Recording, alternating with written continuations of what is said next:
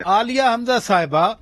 مجھے یاد ہے خان صاحب کہا کرتے تھے کہ یہ مجھے بھی نااہل کریں گے، پھر میاں نواز شریف واپس آئیں گے اور پھر ہم دونوں کو برابر کر دیا جائے گا۔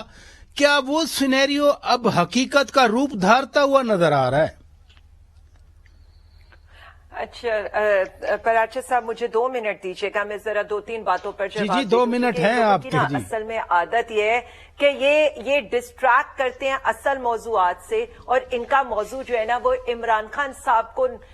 کے اوپر ہی ہے سارا کچھ۔ مجھے یہ بتا دیں، کل تک جو گھڑی جو تھی کروڑوں سے شروع ہوئی تھی، اور ایون مطلب مجھے تو ہنسی یہ آ رہی تھی کہ جس کامران شاہد کو یہ کوٹ کر رہے ہیں، پرسوں کی ٹویٹ آتی ہے 4 ارب کا سکینڈل آ گیا، کل کی جب پروگرام کر کے نکلتے ہیں تو وہ 4 ارب سے 6 ارب کا ہو جاتا ہے، یعنی کروڑوں سے بات اربوں تک پہنچ گئی ہے۔ پھر بھی میں آپ کو ایک بات بتا دوں، نہ ہی سمجھیں، یہ جو کر رہے ہیں نا یہ ان کے آگے ہی آنے، کیونکہ عوام کو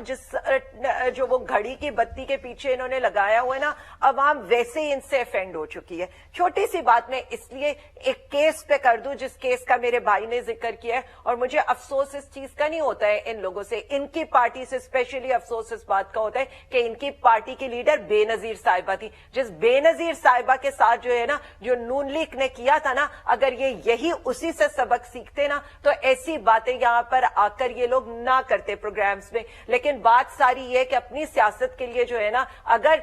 اس کا اپنا بیٹا بے نظیر کا جا کر بیٹھ سکتا ہے نا ان لوگوں کے لیے، اور صرف ایک وزارت کے لیے، تو یہ بھی کچھ نہ کچھ کر سکتے ہیں۔ ذرا میں اس کیس کی ڈیٹیل بتا دوں۔ سپریم کورٹ حنیف عباسی کی 2017 میں، افتخار چودھری کی 2018 میں، اسلام آباد ہائی کورٹ 2019 میں، حافظ احتشام عبد الوہاب کی پٹیشنز کو ٹیرین کیس کے اندر وہاں پر مسترد کر چکی ہے 3 دفعہ۔ اچھا میں سچی بات کروں، صرف ایک سیکنڈ سچی بات کروں، میں نا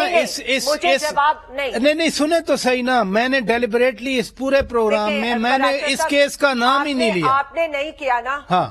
آپ نے نہیں کیا، لیکن انہوں نے لیا ہے، اور مجھے حق حاصل ہے کہ میں عوام کو یہ بتا سکوں کہ جس ٹرک کی بتی کے پیچھے پچھلے یہ 2017 سے لگاتے رہے نا، اور عمران خان کی ذات کو ملائن کرنے کی کوشش کرتے رہے نا، وہ 3 دفعہ وہ کیس ریجیکٹ ہو چکا ہے۔ اب دوبارہ سے ایک وہ چیز یہ لے کر آئے ہیں، یعنی بات ساری یہ ہے کس نے اس پہ دعویٰ درج کیا ہے، کون سے نئے ایسے فیکٹس اسٹیبلش ہو چکے ہیں، جبکہ اگر اتنا اس کیس میں ہوتا نا، حنیف عباسی صاحب کو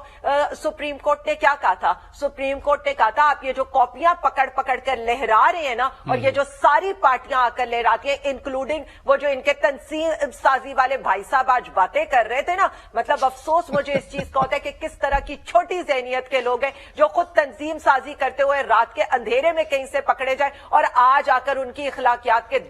چلے پوائنٹ آ گیا، کبھی بی بی صاحبہ پہ بات کرتے، کسی اور پر بات کرتے۔ لیکن میں ایک سیکنڈ حنیف عباسی کے کیس میں ان کو یاد کرا دوں تاکہ آئندہ بولنے سے پہلے یہ اس بات کا دھیان رکھیں۔ وہ فوٹو کاپی پکڑ کے لے کر گئے تھے تو عدالت نے کہا تھا اوریجنل تو آپ اس کا آرڈر لے آئے، تو بات پتہ یہ چلے کہ اوریجنل آرڈر ایگزسٹ ہی نہیں کرتا۔ جھوٹ اتنے بولے جنہیں آپ پروف کر سکیں، کروڑوں کی گھڑی اربوں تک بنا دے یا خربوں تک بنا دے، عوام نے آپ سے سوال یہی کرنا ہے کہ پیاز کے لہسن کے کنٹینر پھنسے ہوئے آپ نکال چلیں ادھر رکیے گا، میں یہی جو پیاز پروگرام کا وقت جا رہا ہے، جتنے کی مرغی ملتی تھی نا ہمارے دور میں، اتنے کے آج انڈے بھی نہیں ملتے۔ چلیں ادھر رکیے گا، میں یہی بات، یہی عوام کی بات،